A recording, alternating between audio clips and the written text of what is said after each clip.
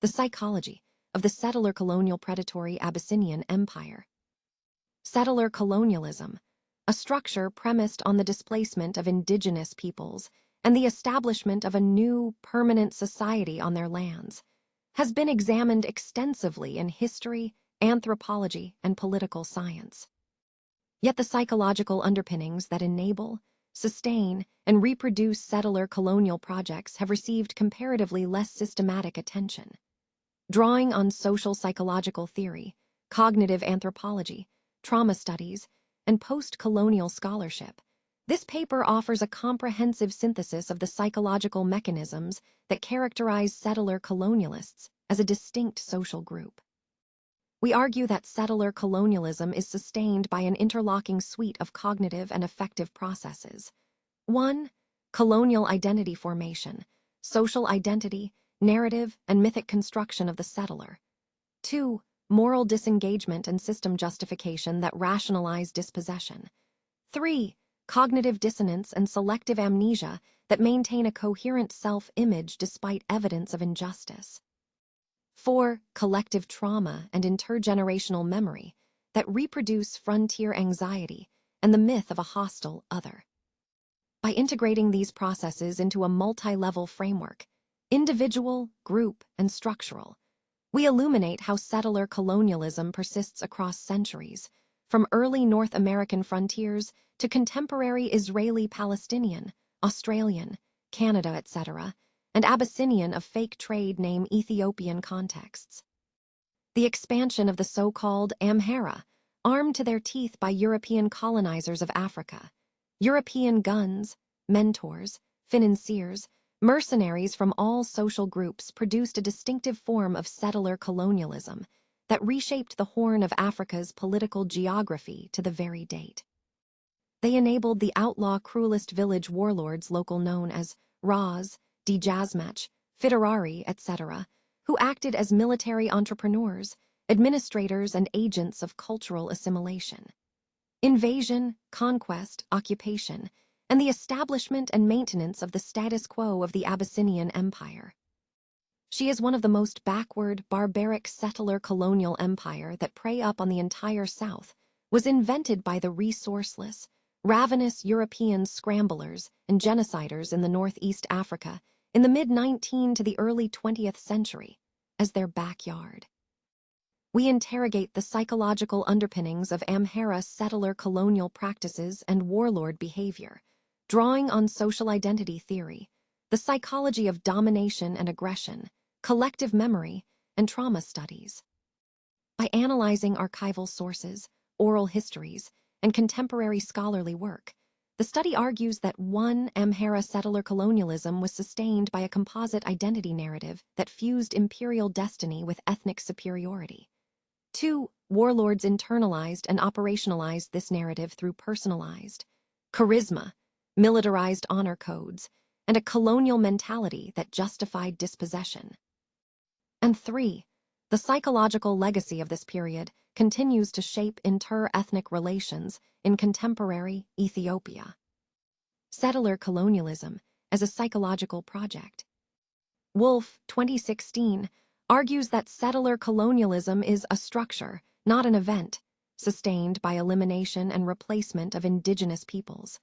Psychologically, this entails essentialist ethnocentrism, the belief that the settler group possesses innate cultural superiority. Future-oriented narrative, a mythic vision of a civilized, national destiny that justifies present dispossession. We apply this to the Amhara case by analyzing imperial discourses, e.g., Menelik II's 1896 declaration of civilizing the South, and the concomitant settlement policies, allocation of Gult land grants to Amhara veterans. The historiography of the Ethiopian Empire, commonly known as Abyssinia, has traditionally foregrounded political and military events while marginalizing the psychological dimensions of its expansionist projects. The Amhara, historically the dominant linguistic cultural group of the imperial core, embarked on a series of campaigns that extended their political hegemony over the Oromo, Afar Somali, Sidama, 𝐒𝐬𝐲𝐬𝐬𝐢𝐧𝐢, and other groups. These expansions were not merely military conquests. They entailed the establishment of settler colonies, land expropriation, imposition of the Amharic language and the Ethiopian nominal Greco-Alexandrian Coptic Orthodox religion, and the creation of a bureaucratic apparatus staffed by semi-illiterate detras, priests, following the footsteps of the cruelest chieftains and Neftaniahs, gun-carrying killer hordes, dogs of wars. We asks, what psychological mechanisms sustained Amhara settler colonial expansion, and how were they embodied in the warlords who can stand as its principal agents? Furthermore, how the Abyssinian Empire, often mythologized in various instances, exceptional out of Africa, from vacuum nevertheless, be able to sail lies a paradigmatic shift to the world at large to the present. She emerged as a settler colonialist indeed. Recent scholarship in settler colonial studies, such as Wolf 2016, Veracini 2015, and political psychology such as Staub 2013, Altemeyer 1996, offers new lenses for understanding how collective identities and individual agency intersect in imperial formations. Drawing on Patrick Wolf's foundational assertion that settler colonialism is structural, not merely a series of discrete events, this paper examines the Euro-dependent settler colonial Abyssinian Empire's legacy as a system of predatory assimilation, cultural erasure, and racialized subjugation of the conquered indigenous population of the Northeast Africa. Central to this analysis is the paradox of decolonization. While it demands the dismantling of systemic oppression, contemporary decolonial movements in the Oromo diaspora and anti-Abyssinian resistance are frequently undermined by historical amnesia, misplaced allegiances, and the corrosive grip of authoritarian legacies. The Abyssinian Empire's colonial matrix was not an organic state, but a constructed hierarchy sustained by predatory elites who weaponized both violence and ideological subterfuge. To move toward genuine decolonization, decolonial actors must reject superficial reformation and confront the entrenched psychological and material mechanisms of the operating structural colonialism. The structural nature of settler colonialism of Abyssinian Empire. Patrick Wolf's theory of settler colonialism as a structure, not an event, reframes colonialism as a totality, a system of dominance wherein settlers seek to replace indigenous populations and repopulate territories to legitimize their rule. The Abyssinian Empire, under figures like Tewodros II, Yohannes IV, Menelik II, Haile Selassie to the contemporary war criminal global pariah Abiy Ahmed and illegitimate gangs ruler since exemplifies this structural logic. Far from being a natural extension of regional history, the empire was constructed as an extended arms of European colonialism during the scramble for Africa through invasion, conquest, genocides, ethnicides, ecocides, enslavement land grabs, occupations of territories of the Oromo people and the entire people of the South. An area more than 6 times larger and richer than Habesha proper, Tiger and Amhara mainly, to the 𝐏𝐬𝐲𝐬𝐲 south, and the entrenchment of a racially stratified Amhara settler elites. This elites, often dubbed by people, half devil and half Habesha, for their moral ambiguity and predatory survivalism, perpetuated a colonial matrix through 1.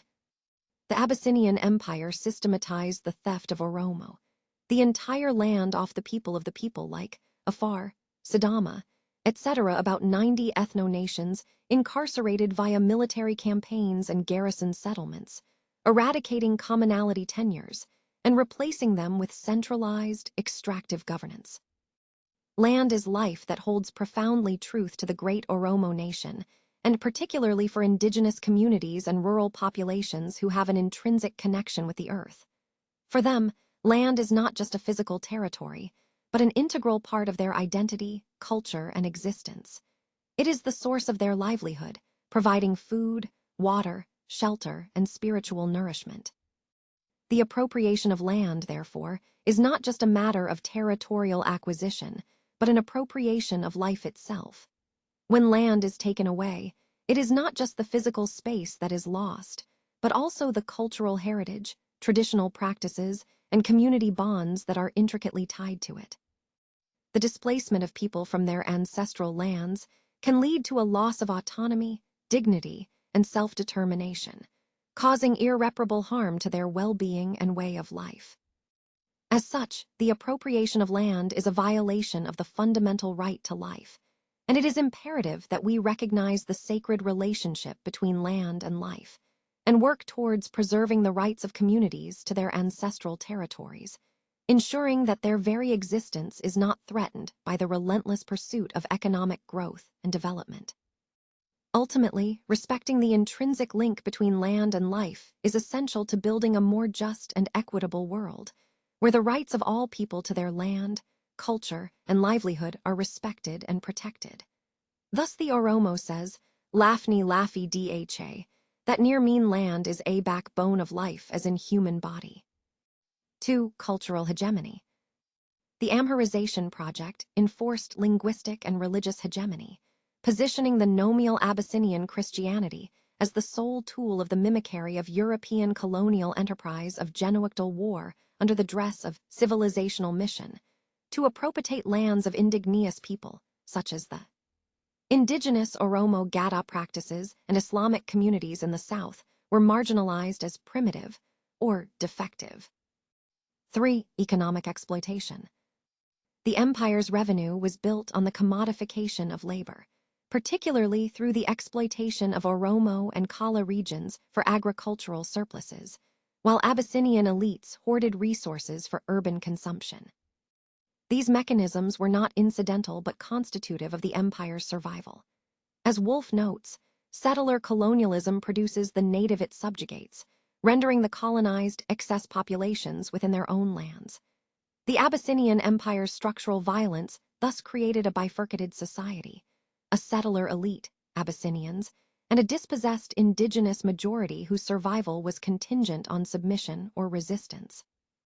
The historiography of the dependent and predatory settler colonial Abyssinian Empire is crystal clear today than ever. From her invention, establishment, and maintenance of her viral modus operandi to the very date, she has been one of the most backward empires that found herself at the tail end of the 2024 Global Multidimensional Poverty Index, MPI, as reported. The facts have been the loyal servants the brutal, a ruthless rule of gangs for 28 sold years that is as clear as a diamond. One must swallow the bitter pill of truth and re-question himself if the gray matter is working. If we have the power to think, as an Oromo, and own uncontaminated healthy mind that can ferret out truth from myth and fables and purify from all its debris, there have been no determinate time and factors than now in the history of the liberation struggles of the great Oromo nation.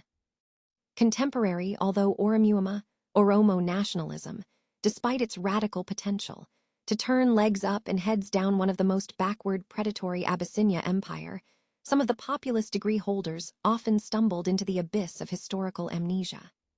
A fatal erratum, aligning with forces that perpetuate colonial structures, mirrors that was Fanon's warning of post-colonial leaders who mimic their oppressors.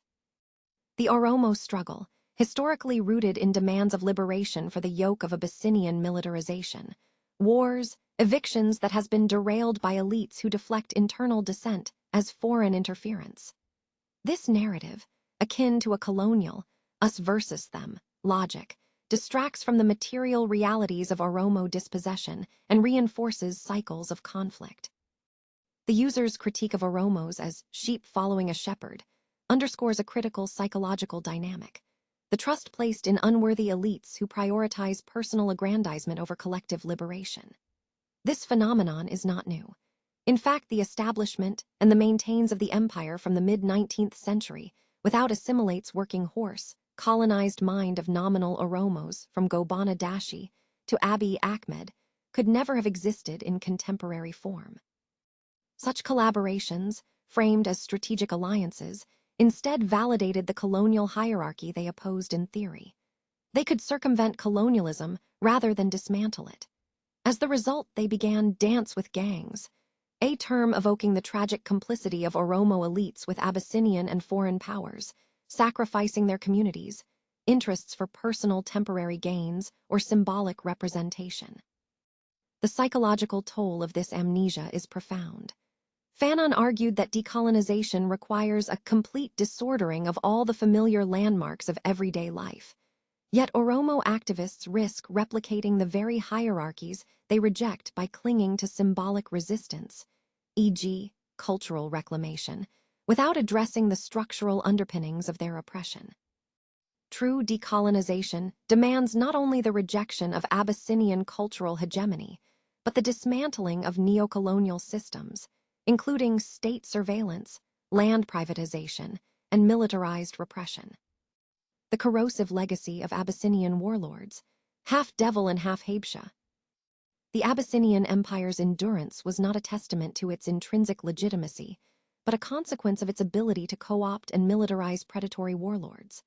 The legacy perpetuated a cycle of self-aggrandizement and erasure like their ascent, marked a decisive departure from local outcasted chieftains figures like 𝐏𝐬𝐲𝐻𝐬𝐲𝐜, a son of a Koso vendor, Menelik Roman II Saul Mariam, Haile Selassie, Tafari Makonnen to the current tenure Abiy Ahmed.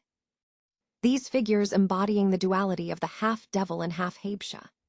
Their survival hinged on strategic violence, genoids, exterminating rivals, delusional war criminal and global pariah consolidated power by subjugating the entire southern populations since her invention and sanctified territorial expansion. Indeed, there is nothing in this brutal historical continuum to extol. Its hallmark has consistently been one of relentless self-aggrandizement and a pernicious brutality. The psychological trauma of this erasure is intergenerational. Oromos, long denied political agency, internalized the Abyssinian narrative of their own inferiority. Even after the 1974, 1991-2018 revolution, Abyssinian elites retained control by co-opting Oromo cadres into their bureaucratic apparatus, ensuring structural continuity of the predatory settler colonial Abyssinian empire to the very date. The term half-devil and half-𝐏𝐬𝐲𝐿 thus captures the Abyssinian psyche, a moral corruption rooted in the imperative to dominate. Unlike European colonizers, Abyssinian settlers were not outsiders but ethnically distinct groups, Amhara, Tigray, who weaponized their cultural identity to subjugate others. This internal colonialism, as Aimé Césaire described, was subtler but no less destructive. It required the cultivation of a parasitic elite who saw themselves as guardians of a civilized culture against the barbarism of the South. These historical figures, in their diluted self-importance, sought to redefine their very essence and uniqueness, leading not to prosperity or unity, but to a perpetual cycle of relentless wars, widespread hunger, state-sponsored terror, mass displacement, and desperate flight, etching a legacy of immense suffering rather than any discernible benefit to the populace they claimed to rule. Conclusion: toward a decolonial psychobiology. The Abyssinian Empire's structural violence and the complicity of some miseducated degree holders and political leaders in its perpetuation reveal a critical truth. Decolonization is not merely replacing one dictators with another even worse dictators, but a battle for the narrative of the self such as Oromoness, a radical change. As stated by Angela Davis, means grasping issues at the root not superficial that requires structural transformation to dismantle the oppressive Abyssinian settler colonial systems. To move beyond cycles of confusions and misplaced loyalty, decolonial movements must confront the psychological entanglements of colonialism, internalized inferiority, historical amnesia, and the seductive allure of power. The Oromo struggle, once a beacon of anti-colonial resistance, must reject the siren call of dancing with gangs one after the other, and instead build a politics that dismantles the substantified structures of Abyssinian domination. Only then can the last become first, not through symbolic repudiation, but through the material and ideological reconstruction of a world no longer haunted by the half-devil and half-𝐏𝐬𝐲𝐿.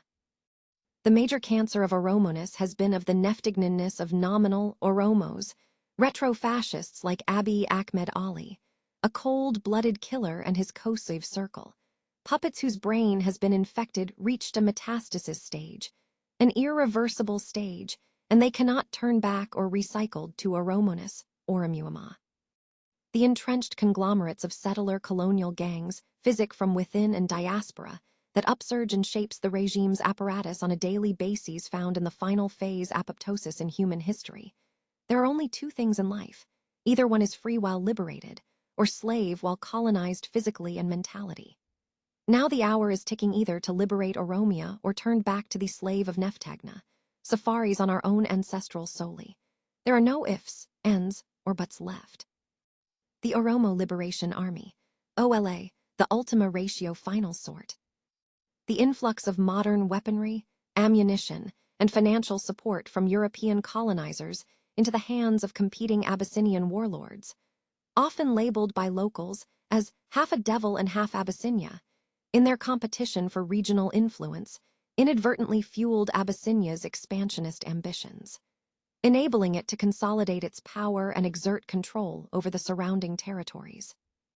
It has been this unconditional external assistance allowed Abyssinia to maintain her status as a predatory settler colonial empire ruled by series of personal dictators. That significantly shaped power dynamics in the Horn of African to the very date.